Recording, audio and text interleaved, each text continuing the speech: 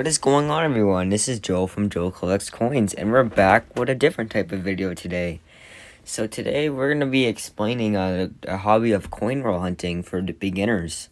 So this will be basically a guide to help people get into coin roll hunting and just help them know the field a little bit before they start opening their rolls. So yeah, let's just go through this slideshow with you all, and we'll learn a lot today. So let's start. So what is coin roll hunting? So coin roll hunting is like a way, you can look through coin rolls and you can find coins that are worth more than their face value. So here's an example here. You find a quarter in your change and look at the date here. It's 1964. This means that the coin is 90% silver. And so for beginners, they might not know like what's so important about a silver coin. Well, silver is like at $24 an ounce right now, and this coin has like over a tenth of an ounce of silver, so it's worth $4.40 of silver as of yesterday, or 11/9/2020. So that's just crazy how you can find a coin that's 25 cents in your change, but it turns out you can cash in at your local coin shop and get $4.40 worth of it. So there's a lot of denominations for you to hunt in U.S. coins. They got pennies, they got nickels, they got dimes, they got quarters, they got half dollars, and they got dollar coins. So each denomination, pennies is the cheapest, and dollar coins would be the most expensive one. But let's start off with pennies. So you can click on the images to learn more if you want to do the slideshow yourself later on. But the penny coin roll hunting is easy and a cheap way to get into the hobby. So the most common coin you can probably find is a wheat cent. The older, they're made from 1909 to 1958. They got the wheat cent reverse. You can see the wheat ears and the 1 cent. They're pretty cool coins. The older ones can probably catch a little higher value, like the teens ones and 20s, but they're a lot harder to find. But then the stats of the coins, so each roll will have 50 coins, and of course that equals 50 cents, and a box size is 2,500 coins or $25. So yeah, it's a pretty cheap way to get into coin roll hunting, and it's a great way for beginners. Let's go back to the main slide. Alright, let's go into nickels now. So nickel roll hunting is, it's a little bit more expensive than penny roll hunting, but there's some cool things you can find. Just like how we saw that silver quarter earlier, we're gonna mention a lot more silver in this. But silver is one of the most common finds. You can see here that nickels made from 1943 to 1945 contained 35% silver. So it's about $1.50 worth of silver in the coin. Not too bad, but of course there's buffalo nickels, but we'll explain that later in a later video about all the finds you can get. The roll size is only 40 coins, so $2, it's pretty cheap if you only want a few rolls. And then we're getting a little bit more expensive here with 2,000 coins at $100 for a box. Okay, for dimes here. Of course, these are the smallest coins you can hunt. Pennies would be the second smallest. So, an easy way to spot silver is if you look at the edges of the rolls when you open them, you'll spot like they have a whitest edge, and all dimes dated 1964 and earlier, as well as all other denominations of quarters and half dollars are 90% silver. So they're cool to find silver in them. But it's a little bit more rare to find silver in dimes, but we'll explain that later. And there's a roll size of 50 coins in dimes, $5 a roll. And a box size is 2,500 coins at $250 a box. Let's go back to the main slide. Let's go into quarters. So quarters, they're really fun to hunt because there's a variety of state and national park quarters. You can start your state quarter collection or national park quarter collection. Just fill the books by looking through quarter boxes. It's pretty cool. An important and a cool find is a W quarters. So those of you new that are maybe more experienced probably know that all coins have mint marks, and the W one is not really a common one to find in a coin. They're only on quarters. So last year and this year, the West Point Mint has made special coins in limited quantities just for coin roll hunters to find. Only 2 million coins per design of each national park were made. Pretty cool. And then we got a roll size of 40 coins for the quarters at $10. And the box size here is at 2,000 coins at $500. So we're getting a little bit more expensive here at the finds. But You know, it's reasonably, but you know, you can get a few rolls for pretty cheap. Let's go back to the main slide. So here we got half dollars now. So half dollars, you know, they're not rarely used nowadays, but they could be some of the most profitable denomination you can coin roll hunt. You can see the two box designs here. You know, we got the long box and then they got the double layered box. Pretty cool. I enjoy coin roll hunting half dollars. I actually did get an epic box the other day, and I plan to post a video in a few days. But anyways, smallest roll size for halves at only 20 coins, but still worth $10. And a box size of 1,000 coins at $500. So the same prices of silver. Quarter rolls. Sorry.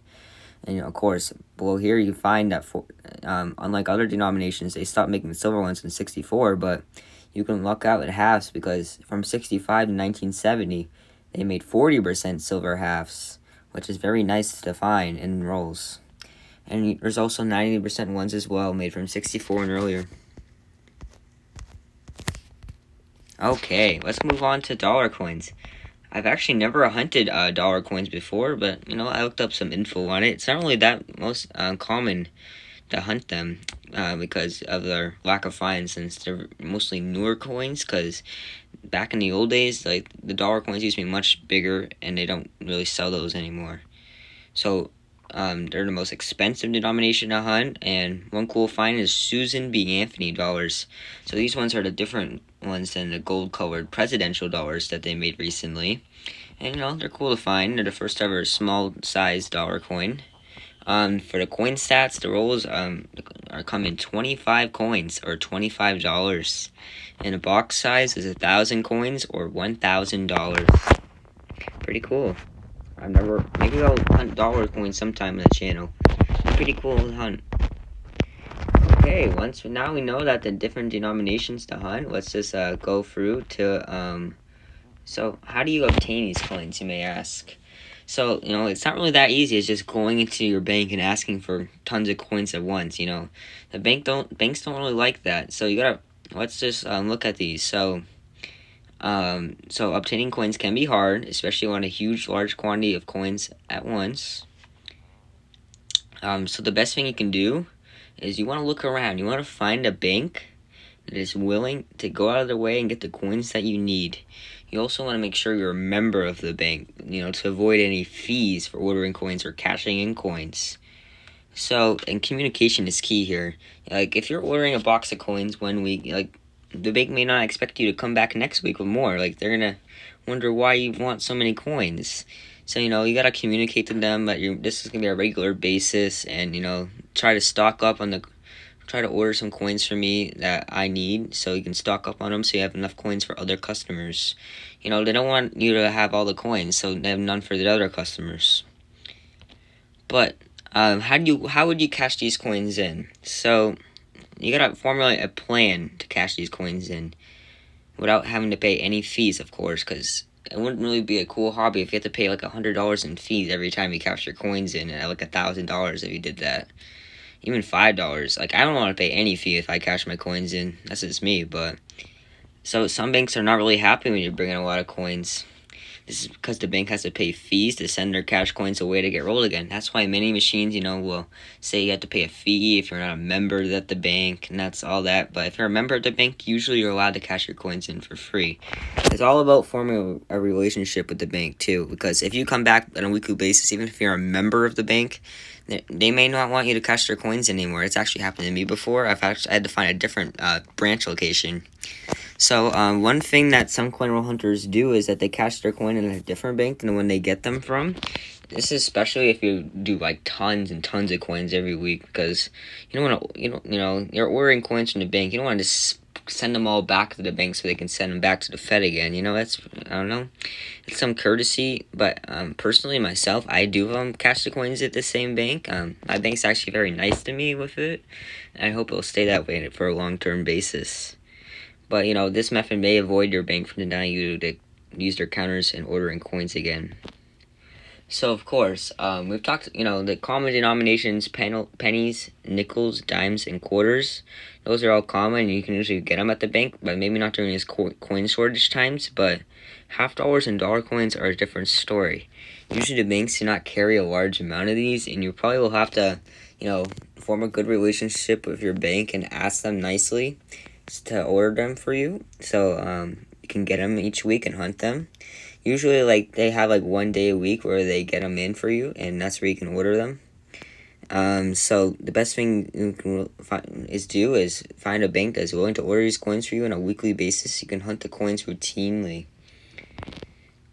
So another thing is it's a great thing for you to keep track of your finds while coin roll hunting.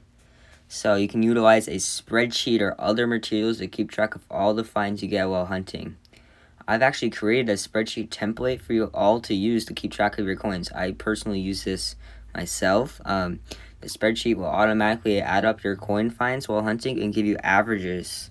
As well, if you enter the silver melt value into the sheet, it will calculate the value of all your silver finds. It's pretty cool. Let's actually look at the spreadsheet template here. So as you go into here, the spreadsheet automatically will find your averages for you and your grand totals. There's some error going on right now because there's no value enter here and it can't divide it by 0, but that's alright. Once you find stuff, that error will go away. But once you enter it in, it'll automatically calculate the averages for you. It's pretty cool. But that's it for that. Yeah, and also if you want to view my finds here, these are all the finds that I found. You can pretty cool to see these statistics over a long-term basis too. So right now I'm averaging 18 wheat cents over my 6 boxes. Pretty good average. I found 6 boxes and got 108 wheat cents. It's cool to see all the statistics of the things you find. For buffalo nickels, I've only found 2. It gives you a grand total, so I've only found 2 of them. And it gives you other averages and data. Pretty cool. As well as dimes and quarters. And half dollars, you find the 90% silver ones and the 40% silver ones. As I mentioned, we've been alright with halves, actually pretty good. Averaging about 1.2 a box, but that average is actually way higher because I just hunted an epic box a few days ago, and I'll post a video very soon for that. But so I haven't entered the data to not spoil any of you anything. But I think you can actually see the comment here. But no, okay. So once you see here, you can find the spot price of my coins I found. If you enter your spot price in, that's the only thing you really have to do here, and it'll tabulate all the data for you. So right now I have about $29.32 worth of silver of all the coins I've found that have silver content. It includes war nickels and 40% silver coins. It's pretty cool. Well, that's basically it for today. It's now time to get hunting. So once you found a little knowledge about coin roll hunting, it's you want to probably go research a specific denomination. If you're a beginner, it's probably more likely you're gonna choose pennies first. But if you want to jump in and choose half dollars first, or quarters, or even dollar coins, maybe. But it's all up to you. And you can start off small with a small quantity at first, a few rolls, or you can jump in with boxes or multiple boxes. It's up to you. So I'll also be releasing a 6-part video series over the next few weeks, going into depth on each coin denomination, so about all the finds you can get inside the boxes. But that's basically it today. I just wanted to give you all an intro, and I'll be posting one of my first tutorial videos on penny coin roll hunting in the next week or so, within there, maybe a few days. But that's it for today. I hope you all enjoyed this neat little video I did today. And subscribe if you enjoyed the content. And thank you for watching, and I'll see you all in the next video.